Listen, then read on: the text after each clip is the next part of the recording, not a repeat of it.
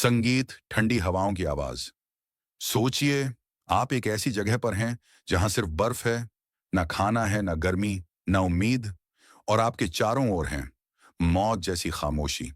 12,000 feet की ऊंचाई पर एंडीज की ठंडी पहाड़ियां, जहां 45 लोग गए थे एक छोटी सी फ्लाइट में, और 72 दिन बाद सिर्फ 16 लौटे। ये कोई कहानी नहीं है, ये हकीकत है। The miracle of the Andes की एक ऐसी घटना जिसने इंसानियत, हिम्मत और उम्मीद की परिभाषा बदल दी। थोड़ा रुकें। इस वीडियो को आखिर तक 13 अक्टूबर 1972 उरुग्वे के मॉन्टेवीडियो से एक प्लेन उड़ान भरता है। Fairchild F 227। उसमें सवार थे एक रग्बी टीम, उनके दोस्त, परिवार, मजाक, हंसी, सपनों से भरी वो फ्लाइट चिल्ली के लिए रवाना हुई। लेकिन किसे पता था कि ये उड़ान कभी अपनी मंजिल तक नहीं पहुंचेगी। आवाज धीमी करें। बादल घिर आए, मौसम खराब हुआ, नेविगेशन में एक छोटी सी गलती हुई, और वो छोटी गलती मौत बन गई। शाम के करीब 3:30 बजे वो विमान एंडीज की पहाड़ियों से टकरा गया। विमान के टुकड़े बिखर गए, लोग चीख रहे थे, रो रहे थे, और कुछ ही सेकंड में सपनों का सफर एक दुस्वप्न में बदल गया। 45 में से 29 लोग किसी तरह जिंदा बचे, पर वे फंस गए थे बर्फ की उस दुनिया में जहां जीवन नाम की कोई चीज नहीं थी। जरा सोचिए, जब आप जागते हैं, आपके चारों ओर टूटा हुआ विमान, बर्फ, और आपके दोस्त घायल या मरे हुए पड़े हैं। कोई मदद नहीं, कोई रास्ता नहीं। एंडीज पहाड़ियां जितनी खूबसूरत दिखती हैं, उतनी ही बेरहम हैं। तापमान -30 डिग्री से भी नीचे। उन्होंने विमान के टूटे हिस्से को आश्रय बना लिया, सीट कवर से खुद को ढक लिया। हर कोई यही सोच रहा था, कुछ घंटे में रेस्क्यू टीम आ जाएगी। लेकिन घंटे दिन बने, दिन हफ्ते बने, और कोई नहीं आया। 10 दिन बाद सरकार ने सर्च बंद कर दी। उन्हें मृत घोषित कर दिया गया। धीमी आवाज। लेकिन वो अभी भी जिंदा थे। शुरुआत में उन्होंने बचा हुआ खाना बांट लिया, चॉकलेट, वाइन और कुछ स्नैक्स। लेकिन 7वें दिन तक सब खत्म हो गया। बाहर सिर्फ बर्फ थी, ना कोई जानवर, ना कोई पौधा।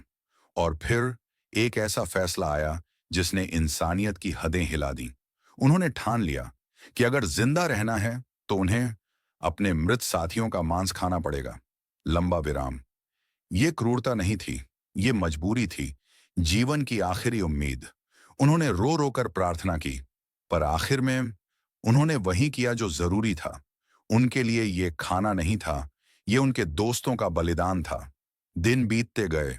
उन्होंने बर्फ पिघलाकर पानी बनाया, विमान के रेडियो को ठीक करने की कोशिश की, और तभी सुना, सर्च ऑपरेशन खत्म कर दिया गया है। कई लोग टूट गए, लेकिन 2 लोगों ने हार नहीं मानी, नांदो पराडो और रोबर्टो कैनेसा। नांदो ने अपनी मां और बहन को उसी हादसे में खो दिया था। फिर भी उसने कहा, मैं जरूर जिंदा बाहर निकलूंगा। उन्होंने विमान के हिस्सों से जैकेट बनाए, बर्फ से रास्ता ढूंढा, और खुद को तैयार किया एक असंभव यात्रा के लिए। नांदो और रोबर्टो ने पहाड़ चढ़ना शुरू किया। कोई नक्शा नहीं, कोई दिशा नहीं, सिर्फ हिमालय जैसी ऊंचाई और हड्डियां तोड़ देने वाली ठंड। 10 दिन तक चलते रहे, कभी घुटनों पर, कभी हाथों के बल। भूख, थकान, ठंड, सब झेलते रहे।